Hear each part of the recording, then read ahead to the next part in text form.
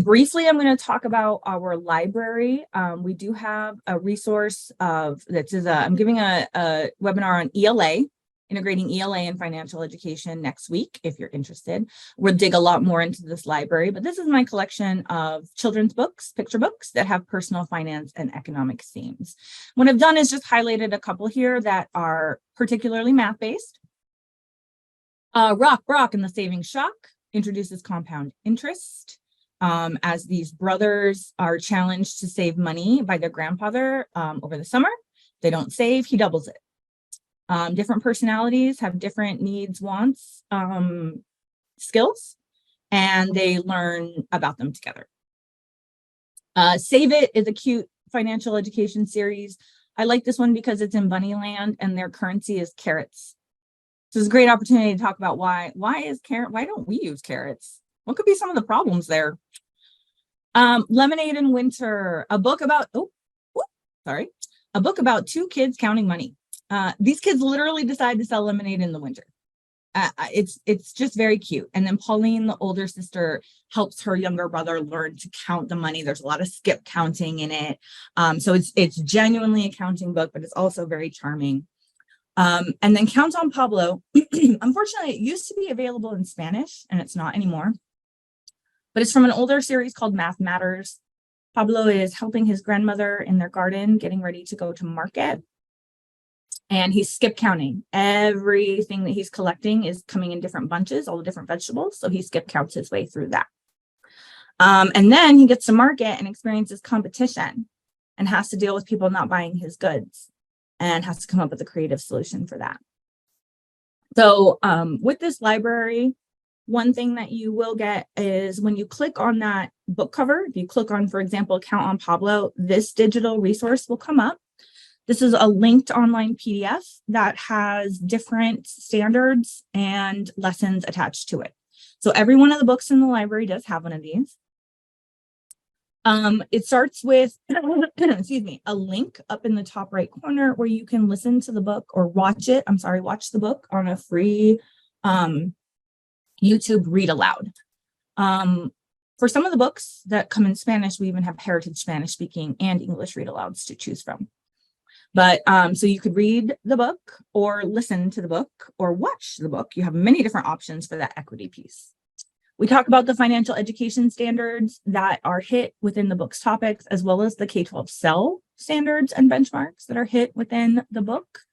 And then you see here 2 pages of resource links, again, direct links, because I've been a teacher and I recognize how frustrating it is when you're looking for something and you have to click around a bunch of times. So on the first page on the bottom there, you'll see that's just there's a bilingual resource. That is a guide. It's a parent guide from CFPB, but it could definitely be used in a classroom. It's got discussion questions and some key idea explanations and activity ideas. Got a lesson in competition. Yes. Go ahead, Lance. Oh, quick question in chat before you get too far along, Amy. Is someone's asking for a definition of swag? They're familiar with the term, if you could. Sure. Going back to the classroom economy. Yeah, absolutely.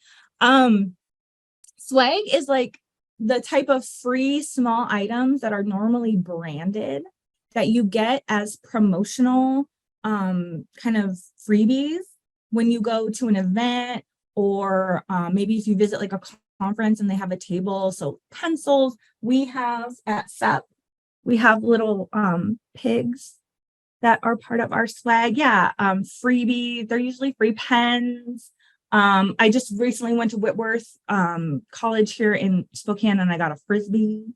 So yes, thank you, Lance, for bringing that. I hope that answers your question. And it looks like Pam pointed out that local promotion companies are great resources for swag. Excuse me.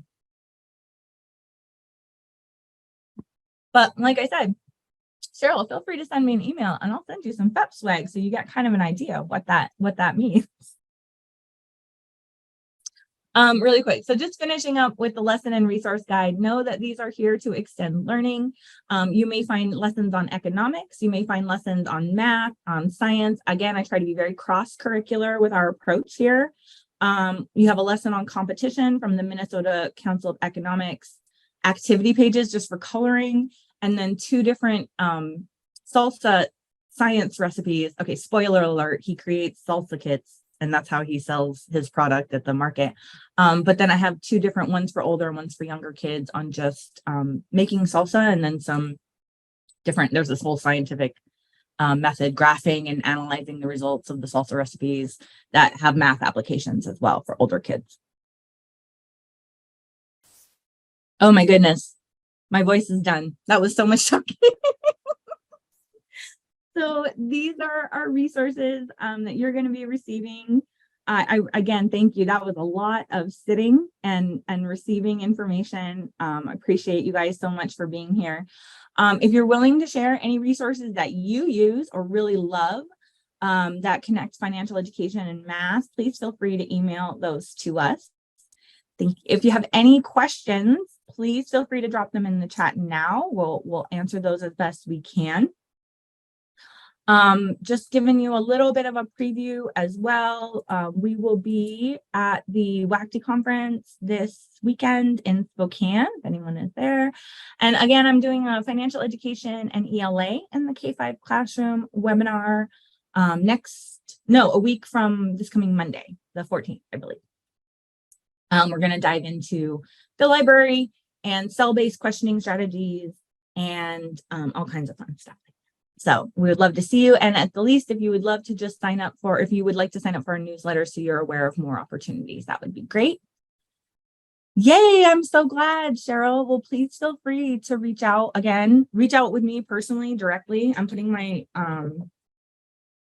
email in the chat right now. I'm here to help. I'm here to provide resources. I'm here to, meet with you if I can, to communicate any kind of things that I can do to help facilitate financial education and math in your classroom.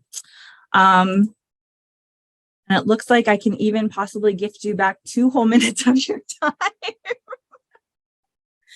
So again, these slides and resources are going to come to you. Linda, do you want to give a quick reminder of the eval thing for anybody who came in late?